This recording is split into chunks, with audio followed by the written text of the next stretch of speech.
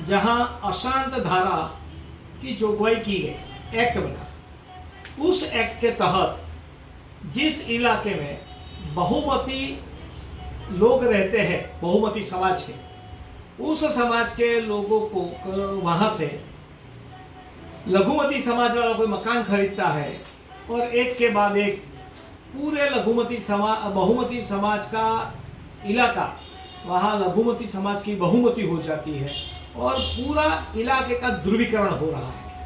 उसके अनुसंधान में गुजरात सरकार ने ये सबसे पहला ये कायदा, ये परिपत्र निकाला था, वो चिमन भाई पटेल की सरकार ने। उसके बाद उसको रिन्यू करते करते करते ये एक्ट बना। एक्ट बनने के बाद उसमें कई संशोधन हुए, मगर संशोधन होने के बाद भी ऐसा ध्यान में आ रहा है आज भी कि उसके अनुसंधान में ये कायदे में जो शेड्यूल बताया गया है, वो शेड्यूल के तहत जो नोटिफाइड एरिया है, वो एरिया में ही ये डिस्ट्रिक्ट एरिया एक्ट लागू पड़ता है कि जहां पर अन्य समाज के द्वारा लॉ एंड ऑर्डर की स्थिति बिगड़ती है या वहां कम्युनल राइट्स होते हैं, ऐसे इलाकों को उसमें नोटिफाइड किया गया है।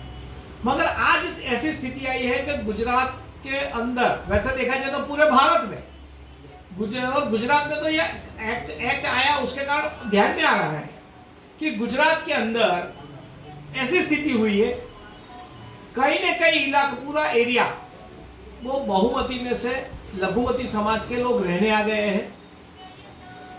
पूरा एरिया का नाम भी कई जगह बदल चुका है और ये एक सोची समझी साजिश के तहत ये काम हो रहा है। यार ये कौन रोकेगा?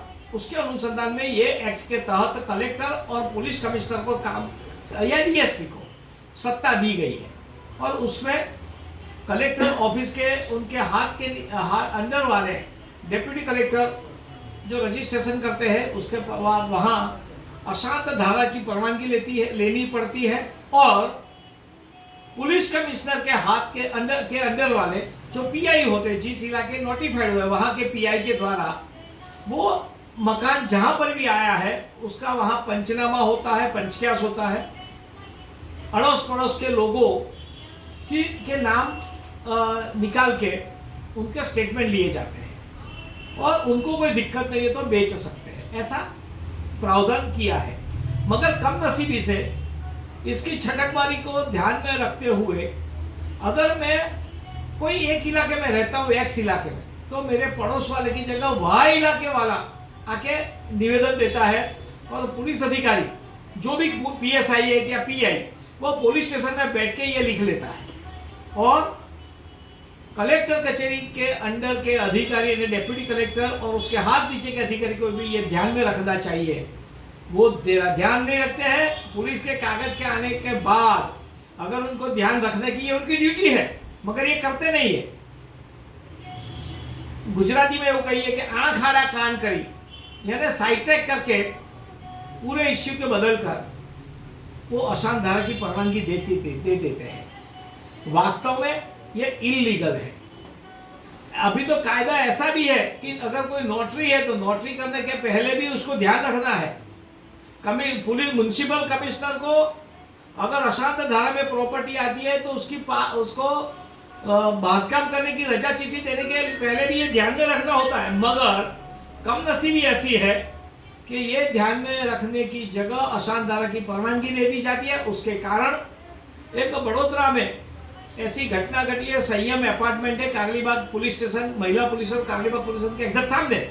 वो अपार्टमेंट में एक समय ऐसा था 2019 के पहले कि पूरा अपार्टमेंट में बहुमती समाज के लोग रहते थे, मगर आज ऐसी स्थिति है 2019 से आवेदन पत्र देते आए मगर आज 2 मकान बचे हैं जो बहुमती समाज के हैं और बाकी सब मकान बिक गए जो लघुमती समाज ने परचेस कर लिए हैं और अभी और एक मकान परचेस करने के लिए जा रहे हैं। तो उसके अनुसंधान में ये भाई लोग आए हैं, उनके मन की भी वेदना है, तो उनको भी सुनिए और उसके आधार पर मैं पूरे बड़ोदरा शहर की जनता और गुजरात की जनता को आह्वान करता हूँ कि ये घटना पूरे गुजरात में हो रही है, पूरे भारत में हो रही है। अगर हम जागरूक नहीं होंगे तो जिस प्रकार की हालत कश्मीर में हुई थी उसी प्रकार की हालत कल शायद गुजरात में, बड़ोदरा में भी हो सकती है। यह हमें समझने की जरूरत है। तो ये जो भाई लोग आए हैं जिन ये उसमें से पीड़ित भी है, तो उनकी भी वेदना सुनिए और आप भी समझिए। मनोज भाई आप कहो। आज जो ये इश्यू है कारेलीबाग का, उसमें 5 साल से कलेक्टर ऑफिस में भी आवेदन दिए गए, उसके बाद अभी तक वहाँ पे जाकर के डिमांड कर रहे हैं कि कुछ न्याय प्रक्रिया शुरू हो, लेकिन अभी तक कुछ हुआ नहीं है। और जिस तरह से पूरे गुजरात का माहौल बन रहा है, मैं सभी हिंदू धर्म के पूरे गुजरात के समाजों को और हिंदू धर्म के लोगों को आह्वान करता हूँ, विनती करता हूँ कि आप सब हाईकोर्ट श्री को, नामदार श्री हाईकोर्ट को विनती कीजिए कि वो भी उनको एप्लीकेशन करे और नामदार हाईकोर्ट इसमें जरूरी विभाग को सूचित करे और इस मार्ग में पूरी तपास करे और हिंदू धर्म के प्रति अपनी जागरूकता और अपना न्याय दिलाने के लिए हिंदुओं के प्रति थोड़ा ध्यान रखे और उनके ऊपर दया करें। આ 1992 પછી જ્યારે આસામ વિસ્તારનો કાયદો અમલની શરૂઆત થઈ ત્યારથી કે આજ દિન સુધી છેલ્લા 5-7 વર્ષના અંદર 90થી 95% મકાનો આ સમય દરમિયાન વેચાયા છે। જો આ મળદથી અમુક પૈસાની લાલચે હિન્દુ અમુક પૈસાની લાલચે સરકારી અધિકારીઓ જો એમને પરમિશન આપતા રહે તો આવી રીતે આખું બધું વડોદરા છે જે મૂળ ગાયકવાડી શાસનનું એ પછી અકબર શાસન જેવું દેખાવા લાગશે। જે અસરગ્રસ્ત વિસ્તારના અંદર હિન્દુઓની વસ્તી સાથે સાથે મંદિરો ના બધું આયા કરે છે, તો પછી એ બધાનું રક્ષણ ને બધું કોણ કરશે? અમને ઉપરી અધિકારી કલેક્ટર સાહેબ, પોલીસ કમિશનર સાહેબને કહેવાનું એવું છે કે તમારા હાથ નીચે જે આવી રીતે જે અમુક પૈસાની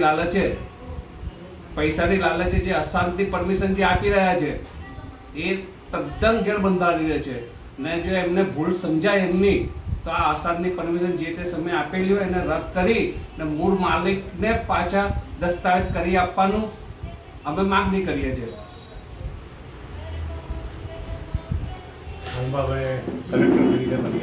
કલેક્ટરશ્રીને અમે જે આસામ ધારા જે દસ્તાવેજ થઈ ગયા છે એ દસ્તાવેજના આધારે અમે એક જ માંગણી છે, એમની જવાબદારી અમે નક્કી કરવા માગે છે કે સમાજને શું જવાબ આપવા માગે। કારણ કે અત્યાર સુધી જે દસ્તાવેજ થઈ ગયા અને અત્યારે પુરાવા બી આપ્યા છે એ પુરાવાનો એ રદબાતલ કરી અને કમસે કમ દસ્તાવેજ રદબાતલ કરી અને પાછા હિન્દુઓને મકાન મળે એવી અમારી માંગણી છે।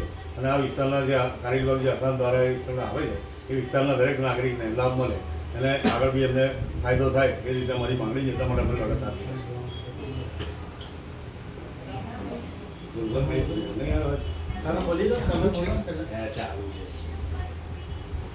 અમારું સંયમ એપાર્ટમેન્ટમાં હિન્દુઓના 2 જ મકાન બચ્યા છે। એમાં એક જે મકાન હિન્દુઓનું છે એનું મકાન છેલ્લા 15 દિવસથી મુસ્લિમ સમાજના લોકો જોવા આવી રહ્યા છે અને જે ભાવ એ ધારે છે એના કરતાં વધારે ભાવની ઓફરો આપી રહ્યા છે। એટલે અમારો કલેક્ટર સાહેબ શ્રીને અને પોલીસ કમિશનર સાહેબ શ્રીને એક જ વિનંતી છે કે અમારા એકલાનું ઘર બચી જશે અને અમને માનસિક ત્રાસ આપવામાં આવશે। એટલે વાંધા અરજી બી અમે આપી છે અને કલેક્ટર સાહેબ શ્રીને આવેદનપત્ર બી આપ્યું છે કે જે તમારા કાયદાનું ઉલ્લંઘન કરે છે એમની સામે તમે કડકમાં કડક પગલાં લો, બસ એવી વિનંતી છે અમને। ગુજરાત સરકાર દ્વારા જે અશાંત ધારા કાયદાનો અમલ કરવામાં આવ્યો છે, એ કાયદો અમલમાં મૂકવામાં આવ્યો છે, એ કોઈ પણ રીતે છટકબારી સુધીને કે એને કેને પ્રકારે સરકારી અધિકારીઓ દ્વારા જ એનો દુરુપયોગ કરીને કાં તો એને અમલમાં ન મૂકીને કહેવાય ને કે અશાંત ધારાની પરમિશન આપી દેવામાં આવે છે કોઈ પણ પ્રકારે। એ ખરેખર ખોટું છે। જો આવું ને આવું ચાલતું રહ્યું તો આવનારા દિવસોમાં કાશ્મીર ફાઇલમાં તમે જેમ જોયું એ જ દિવસો ગુજરાતમાં જોવા મળશે। એટલે સરકારને તેમજ નામદાર શ્રી કોર્ટને અમારા તરફથી એક નમ્ર વિનંતી છે કે જે કલેક્ટરશ્રીના હક કાયદાની રૂએ તેમજ પોલીસ કમિશનરશ્રી એમના પોતાના કાયદાની હદમાં જે કંઈ પણ પગલાં લઈ શકતા હોય તો એનો તાત્કાલિક અમલ કરાવે।